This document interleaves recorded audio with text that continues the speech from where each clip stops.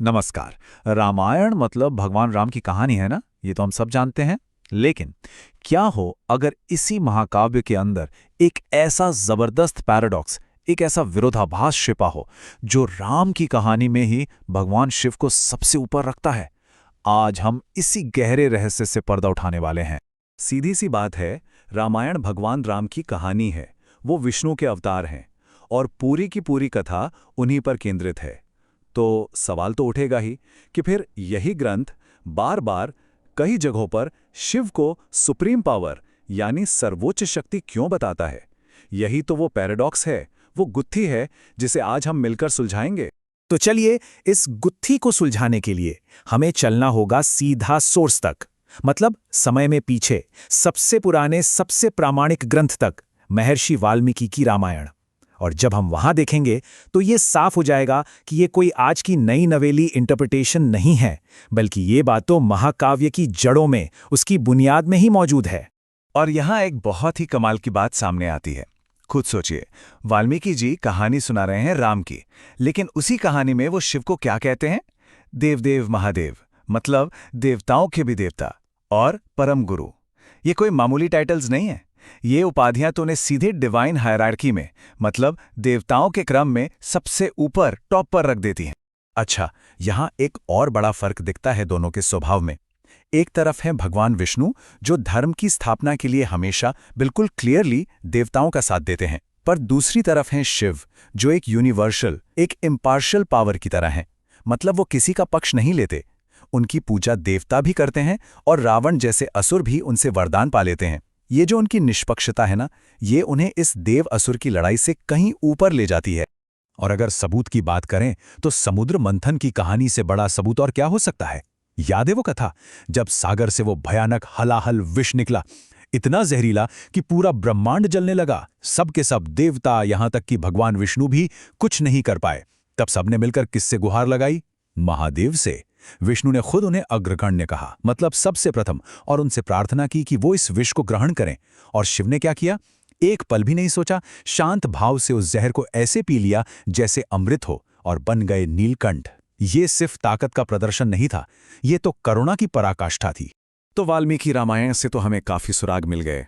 अब चलिए थोड़ा आगे बढ़ते हैं भक्ति काल में और उठाते हैं सबसे लोकप्रिय ग्रंथ गोस्वामी तुलसीदास जी का रामचरितमानस। और यकीन मानिए, यहां आकर यह रहस्य और भी गहरा और भी साफ हो जाता है। और यहीं पे आता है एक टर्निंग पॉइंट।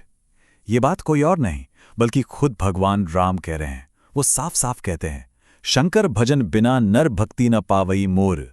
मतलब जिसे मेरी भक्ति चाहिए उसे पहले शंकर की पूजा करनी ही होगी। ये कोई मामूली बात नहीं है, ये एक स्पिरिचुअल कंडीशन है, एक शर्त जो खुद राम ने रखी है। असल में तुलसीदास जी ने तो ग्रंथ की शुरुआत में ही, मंगलाचरण में ही इसकी नींव रख दी थी।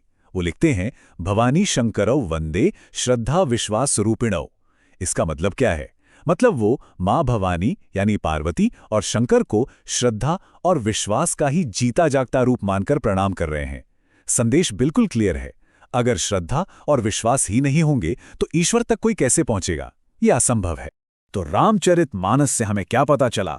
यही कि राम तक पहुंचने का रास्ता शिव से होकर गुजरता है। कह सकते हैं कि शिव की भक्ति उस दरवाजे की चाबी है जिसे खोले बिना राम की कृपा के महल में एंट्री मिल ही नहीं सकती। तो अब तक हमने जितने भी सुराग जोड़े हैं वो सब हमें एक बहुत बड़े सोल्यूशन की तरफ ले जा रहे हैं। ये जो विरोधाभास हमें दिख रहा था ना, असल में वो एक बहुत गहरे फिलोसॉफिकल ट्रूथ, एक दार्शनिक सत्य को सामने लाने का एक तरीका है। तो फिर सवाल ये उठता है कि अगर एक की भक्ति दूसरे के लिए इतनी जरूरी है, तो क्या वो दोनों आपस में राइवल हैं? क्या ये कोई पावर गेम चल रहा है? और जवाब इतना सीधा और सरल है कि यकीन नहीं होता। जवाब है नहीं। वो राइवल हो ही नहीं सकते, क्योंकि वो अलग हैं ही नहीं, वो एक हैं। इस गहरी एकता के लिए एक बहुत सुंदर शब्द है, तादात्म्य। इसका मतलब सिर्फ सिमिलर होना नहीं है, इसका मतलब है आइडेंटिकल होना, मतलब पूर्ण रूप से एक होना। तात्विक रूप से, फंडामेंटली, शिव ही राम है और राम ही शिव। वो एक ही परम सत्य, पर ब्रह्म के दो अलग अलग रूप हैं जो इस दुनिया में अपनी लीला कर रहे हैं। ये बात और भी ज्यादा क्लियर हो जाती है जब हम शिव के उन गुणों को समझते हैं जिन्हें लोग अवगुण या नेगेटिव कह देते हैं। जैसे जब सप्तऋषि पार्वती के सामने शिव को निर्गुण, निर्लज्ज या दिगंबर कहते हैं तो वो उनकी बुराई नहीं कर रहे, असल में वो तो परब्रह्म के निराकार रूप को डिस्क्राइब कर रहे हैं। निर्गुण का मतलब बिना अच्छे गुणों वाला नहीं, बल्कि भौतिक गुणों से परे है। दिगंबर का मतलब सिर्फ बिना कपड़ों के नहीं, बल्कि ये कि पूरा ब्रह्मांड ही उनके वस्त्र हैं, वो किसी भी सीमा में बंधे नहीं हैं। मतलब हर नेगेटिव दिखने वाले गुण के पीछे एक गहरा फिलोसॉफिकल सच छिपा है। तो फिर सवाल उठता है, अगर दोनों एक हैं तो शिव राम की पूजा क्यों करते हैं? यही तो लीला है, एक डिवाइन प्ले जो लोक शिक्षा के लिए, यानी हम सबको सिखाने के लिए रचा गया है। सोचिए, जब अ सुप्रीम बीइंग, जब परम सत्ता खुद एक भक्त बनकर दिखाएगी तो वो पूरी मानवता को भक्ति का सबसे सही, सबसे आदर्श रास्ता दिखा रही है। इसीलिए तुलसीदास कहते हैं कि शिव एक ही समय में राम के सेवक भी हैं, स्वामी भी हैं और दोस्त भी। ये रिश्ता तादात्म्य के बिना समझा ही नहीं जा सकता। तो आखिर में सवाल ये है कि इस सारी बातचीत का, इस पूरे विश्लेषण का आज के समय में क्या मतलब है? ये सिर्फ कोई पुरानी थियोलॉजिकल डिबेट, कोई धार्मिक बहस नहीं है। इसका सबसे बड़ा संदेश है एकता का, डिवीजन का नहीं। रामायण की ये परंपरा हमें सिखाती है कि कौन बड़ा कौन छोटा, इस झगड़े में पड़ने का कोई मतलब नहीं है। असलियत ये है कि अलग अलग दिखने वाले सारे रास्ते एक ही मंजिल, एक ही परम सत्य तक जाते हैं। ये शैव और वैष्णव परंपराओं के बीच का जो टकराव था, उसे खत्म करने वाला एक खूबसूरत सिंथेसिस है, एक सामंजस्य है। तो चलिए आज की इस पूरी चर्चा को फटाफट समराइज करते हैं। 4 बातें हैं जो हमें याद रखनी है। पहली, रामायण में शिव को सुप्रीम मानना कोई छोटी मोटी बात नहीं, बल्कि एक सेंट्रल थीम है। दूसरी, राम तक पहुंचने का रास्ता शिव की भक्ति से होकर जाता है।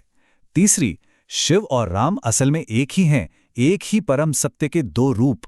और चौथी, सबसे जरूरी बात, ये परंपरा हमें जोड़ना सिखाती है, तोड़ना नहीं।